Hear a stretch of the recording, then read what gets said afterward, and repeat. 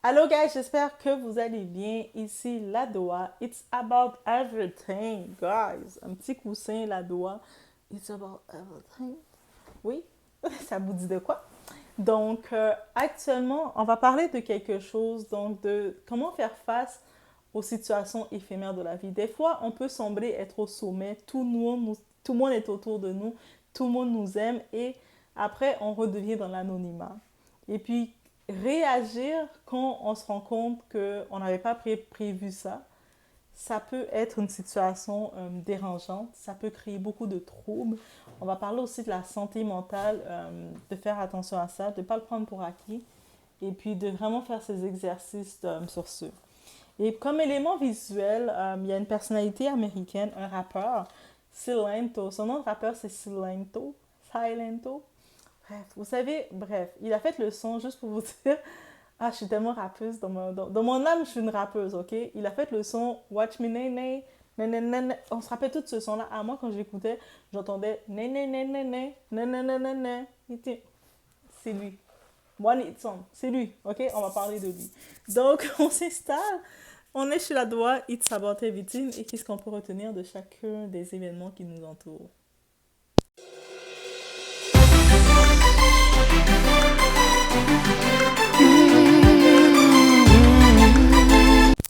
Donc, Silento, de son vrai nom, c'est Ricky Lamar Hawk. Il est né le 22 janvier 98, donc il a 26 ans. Il est né à Atlanta, en Georgie, aux États-Unis. Lui, c'est un rappeur.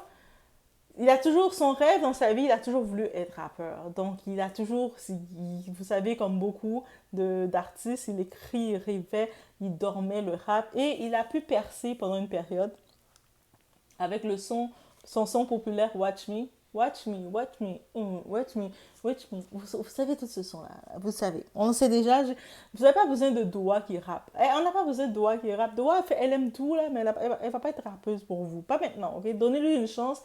Booba doit me coacher avant. J'attends encore les chants pour parler avec Booba. Pour Booba.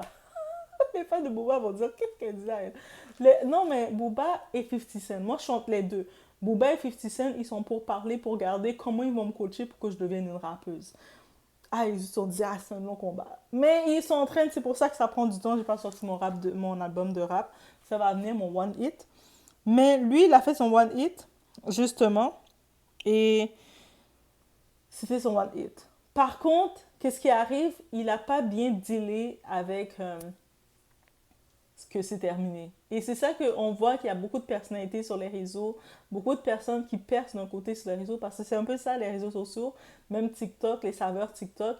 Ça vient un moment, ça fait fou, mais ça s'en va aussi vite. Et il y a des gens dans cet ascenseur-là qui sont capables de comprendre et de passer à autre chose, mais il y a des gens, mais d'un moment ils étaient vus comme des stars, ils étaient invités dans les soirées, en plus Atlanta et tout. Et là, d'un moment que t'es nobody, t'es plus rien, ça fait, mentalement, ça te détruit.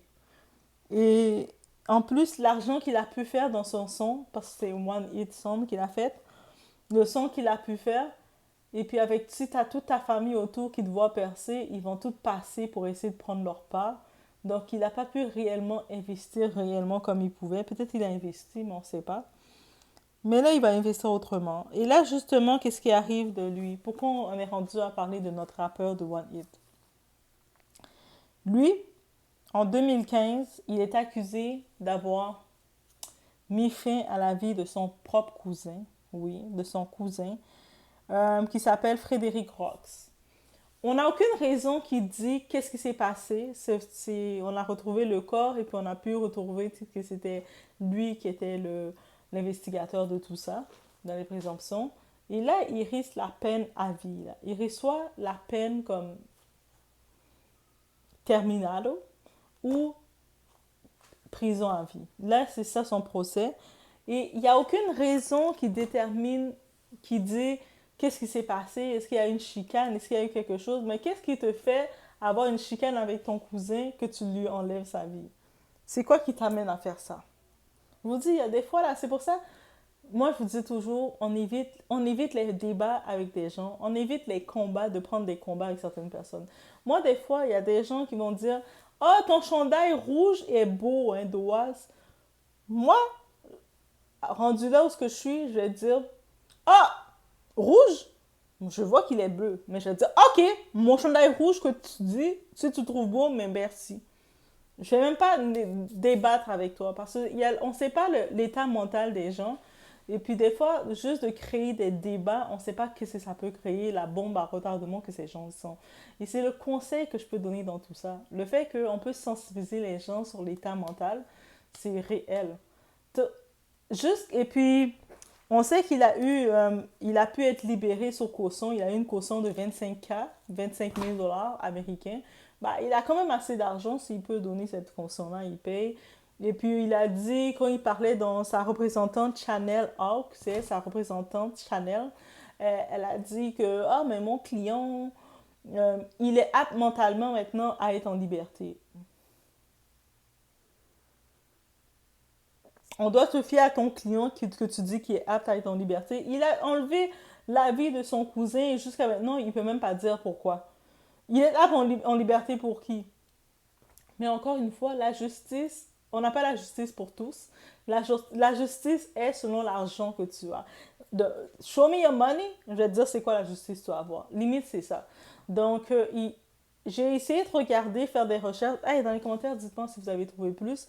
J'ai pas trouvé une raison qui dit qu'est-ce qui l'a poussé à mettre fin à la vie de son cousin. Je me dis, est-ce que c'est parce il a peut-être, comme on a dit qu'il a des problèmes mentaux, donc c'est comme il était en psychose ou il a toujours eu des problèmes dans le passé. Et peut-être, est-ce que c'est la faute de son cousin? Parce que sa famille, ils sont de son côté, ils disent, oh, mais c'est pas de sa faute, il y a des problèmes mentaux. Mais c'est pas. S'il a des problèmes mentaux, pourquoi vous sentez que maintenant il est prêt à être en liberté, cet animal? Oh my god, j'avais dit cet animal. Guys, ok, j'ai le mot animal facile qui sort de ma bouche par moment. Mais moi, je me dis, pourquoi vous jugez? Est-ce que c'est parce que l'argent vous a fait voir qu'il est prêt, il est apte à se retrouver avec les gens, avec nous? Mais malheureusement, qu'est-ce qu'on peut comprendre? En effet, des personnes comme lui, il y en a beaucoup. Donc, ça veut dire que c'est pour ça que qu'est-ce que je peux conseiller dans tout ça? Soyez vigilants. Faites attention à les débats que vous allez faire avec des gens.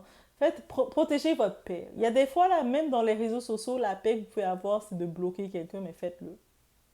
Je sais, il y a certaines personnes, quand vous allez les bloquer, ils vont essayer de revenir contre vous, dire, mais pourquoi tu as bloqué telle personne? Non, ma paix m'a demandé de le bloquer, je l'ai bloqué. Aussi simple que ça. Il y a pas quand il s'agit de votre paix, il n'y a pas à négocier. Votre paix veut dire aussi votre précaution. C'est pour ça qu'il faut suivre son discernement, la voie de sa raison. Et puis, dès qu'on voit que quelque chose est un casse-tête, on ne prend pas de chance. Donc là maintenant, je ne sais pas l'envergure de son procès, qu'est-ce que ça va dire. Je ne sais pas combien d'argent qu'il lui reste à payer, qui va l'aider à payer de quoi. Mais là, ils sont en train de changer la cause comme étant un cas de maladie de mentale. Donc, il a toujours eu des problèmes mentaux. Et là, je me dis, est-ce que c'est parce qu'il a des problèmes mentaux? C'est pour ça qu'on l'a sorti, on a fait payer une caution de 25 000. Et puis lui il dit être prêt à être en liberté. OK? Mais est-ce qu'il y a des traitements qui vont suivre face à ça? C'est bien beau d'accuser la maladie mentale que tu as toujours eue, mais à un moment, si dans ta maladie mentale que tu ne peux pas te contrôler, tu dois enlever la vie de quelqu'un d'autre, je pense que tu n'es... Moi, personnellement, moi, je dis ça comme ça.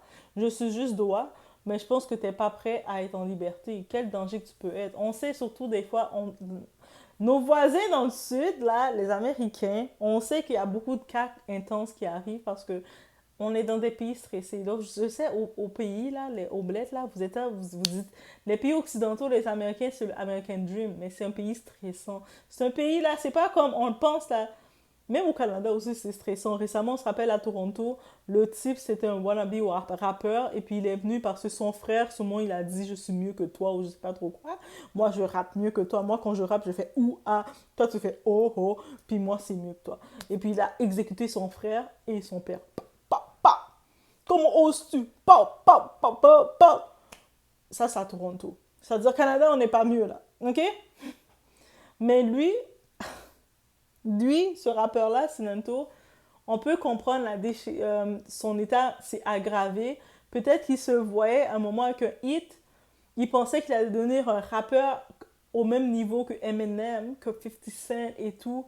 Mais il a vu que c'était un one hit. qu'il n'y a plus rien eu d'autre qui s'est fait derrière. Peut-être qu'il n'y avait pas un bon management. On l'a utilisé sur un hit, il a fait un son et puis plus rien. Je ne sais pas aussi dans l'industrie c'est quoi qu'il a vu. Peut-être qu'il a expérimenté des choses, il s'est sacrifié dans des choses et ça a affecté son état. Et ça aussi c'est une chose. Mais ça reste que ça l'a juste aggravé. On ne sait pas, peut-être dans la parole, si son cousin l'a dit quelque chose, une blague. Parce que des fois aussi, les gens, vous avez la facilité de donner des blagues aux gens, mais vous ne savez pas l'état de la personne. Des fois, vous êtes là, vous taquinez votre ami, votre cousine, peu importe, votre soeur, votre frère. Ah, toi là, toi aussi, tu as des gros souliers. Et vous savez pas si le gros, ça l'a fait réagir et puis un moment, sa réaction était de trop, il vous pousse en bas du 14e étage.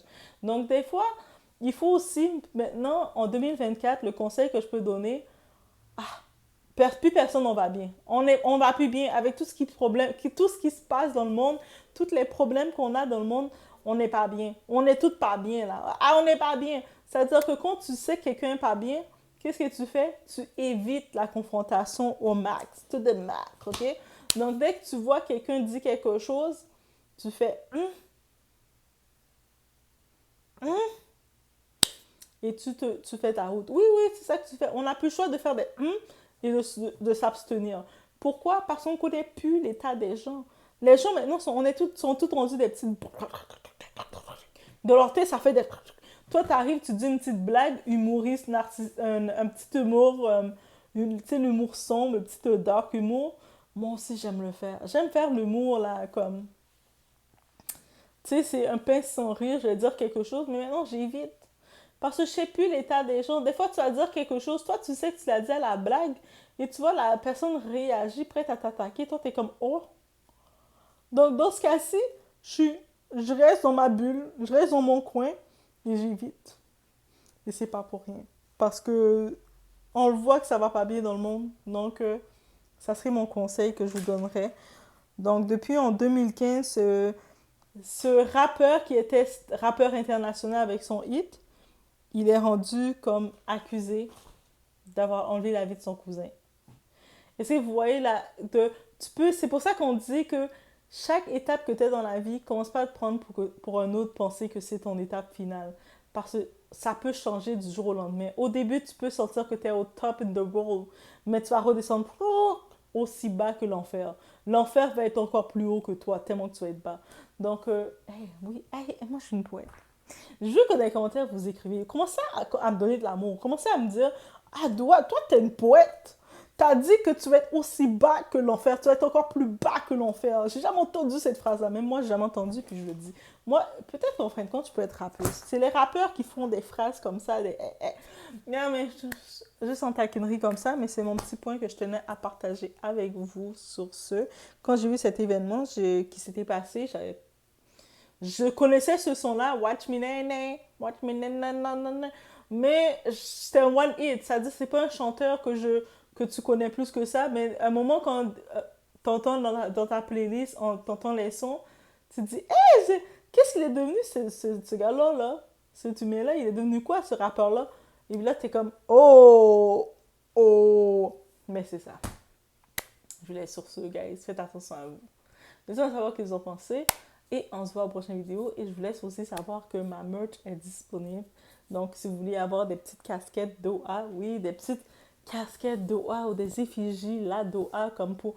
Je sais que je suis active pour le moment parce que oui, pour le moment, j'ai encore de la possibilité, la volonté et la passion de rester active comme ça. Mais vous pouvez avoir la petite casquette pour l'été pour protéger du soleil ou je sais pas trop quoi, avoir la petite tasse ou avoir... les petits coussins décoratifs que vous déposez là, la doigt, et comme ça, de temps en temps, vous dites la doigt! Quand je dis quelque chose que je vous dites, vous ne comprenez pas. Oui, vous allez me défouler sur le poussin. Le coussin, guys. Je vous laisse sur ce et on se voit aux prochaines vidéos.